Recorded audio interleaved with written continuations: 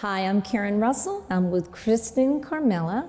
We're at the Yoga NoHo Center in North Hollywood, and we're going to go over the posture, asana, Utkatasana, chair pose. So chair pose is one of the postures, along with Warrior One, that you will add to create your Sun Salutation B or Surya Namaskara B.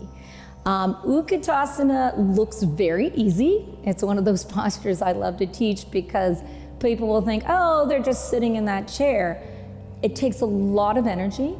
It's great for your knees and your thighs and balance. So there's a lot going on here more than just sitting in a chair or looking like you're sitting in a chair. So we're gonna start. Kristen's gonna face this way. And remember, there's a couple ways to do Utkatasana, chair pose. So you can bring the feet together, right? The toes touch and heels real closer, a little closer, honey, even closer, just a sliver apart, yep.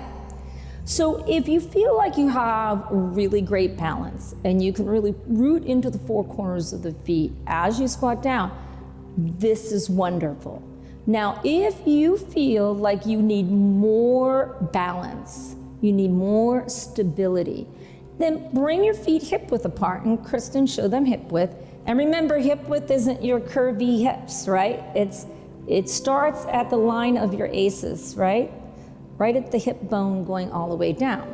And look how beautiful her feet are parallel, so we're not too turned out or too turned in.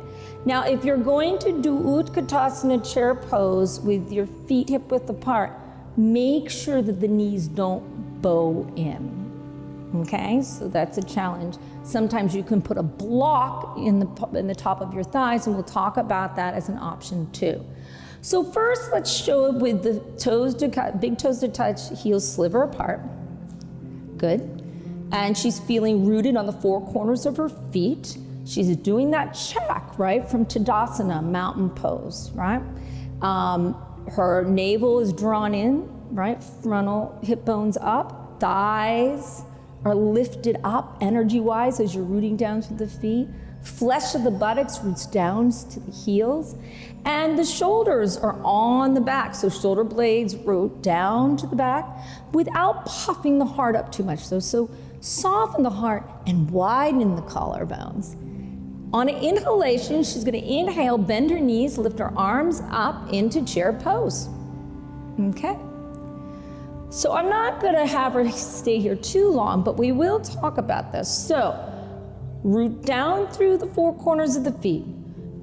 Kristen, draw the navel in and up as the flesh of the buttocks roots down more. Maybe even tuck the tailbone a little bit. Yes. And really, really breathe into the back body. So you want to make sure that you're breathing in the back body, right? Even here, using your body locks, Mula is really good for right now, drawing the perineum in and up, the pelvic floor in and up. And then the shoulders melt down. And then at the same time, as she inhales and exhales, she's going to try to lift the heart up just a little bit more, right? And the gaze is soft.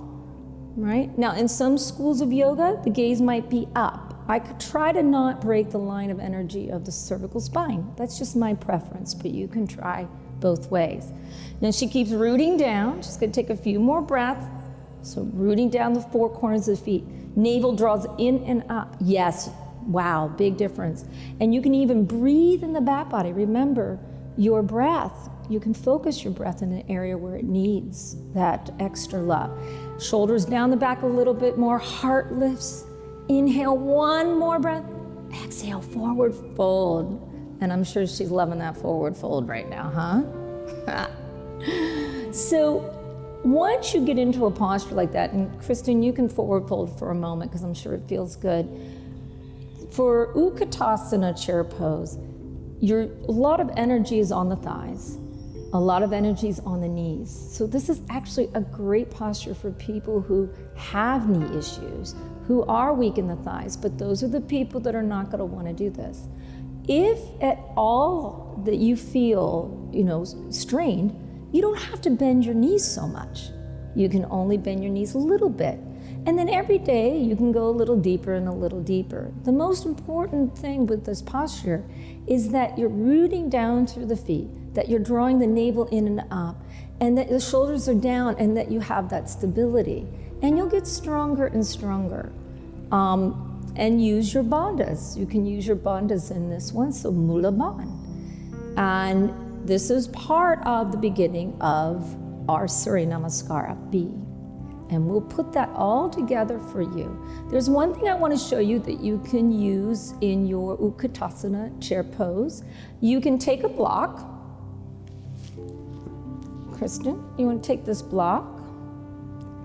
And she's just going to put the block in the upper thigh. So if you want to go hip width apart. So this is a nice exercise for you to feel what it's like to hug in.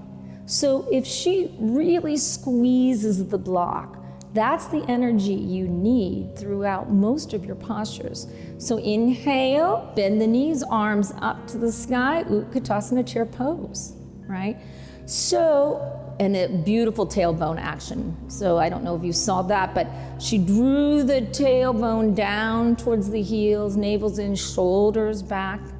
Now, as she's hugging the block in, she's really firing up the thighs and the knees without making them bow in. So if you're one of these people that need the balance hip width, but you feel like your knees are bowing in, you can use a block. So this time we're gonna inhale and just rise all the way up. And then exhale, relax. So Utkatasana chair pose.